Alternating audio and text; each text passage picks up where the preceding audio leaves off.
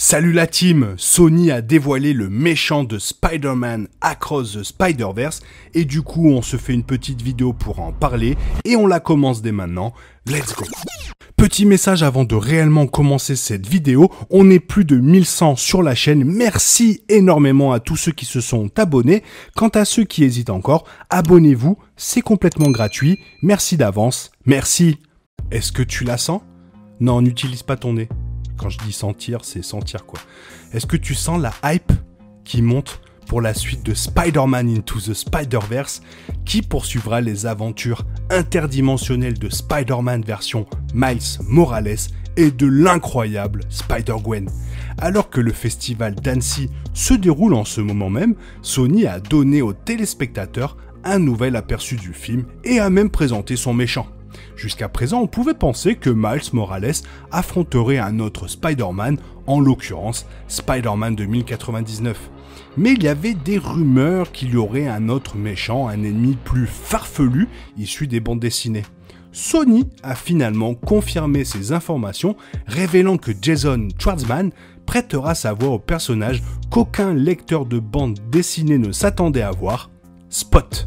Une première image montre d'ailleurs Spot combattant Miles et Gwen, et la tentative de Miles de lui donner un coup de pied est vain, car son pied traverse Spot pour frapper Gwen à la place. Alors le choix de Spot en tant que méchant majeur rappelle que toutes les adaptations de bande dessinée ne doivent pas être sérieuses à 100%.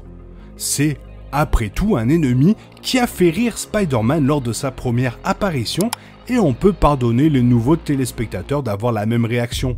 Mais Spot ne doit pas être sous-estimé.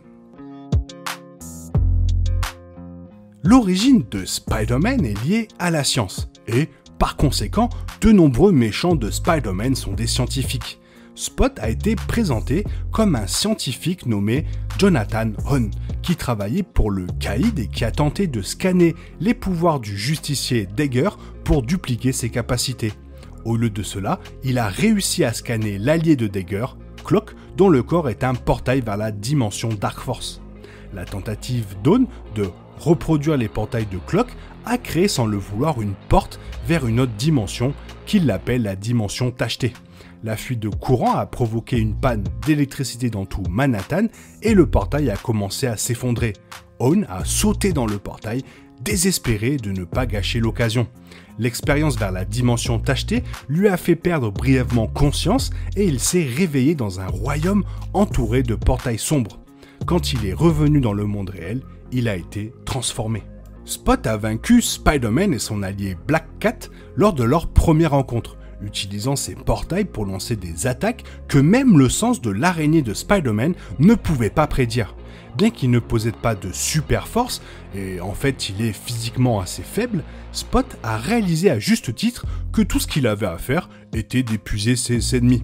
Mais la revanche n'a pas fonctionné comme il avait espéré. Spider-Man l'a trompé pour qu'il libère toutes ses tâches, se laissant sans défense.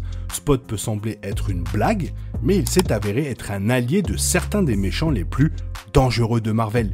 Il a même pu utiliser ses pouvoirs pour battre les 4 fantastiques, les piégeant dans la zone négative. Malheureusement, il est également extrêmement malchanceux. Il est mort plusieurs fois, ressuscitant ce qui semble être un aspect de ses pouvoirs. Et il a déjà été piégé dans la dimension tachetée lui-même grâce au mandarin. Cela a provoqué une dépression nerveuse et pendant un certain temps, Spot a été incapable de communiquer avec les autres, laissant des notes qui n'étaient que des taches sur une page.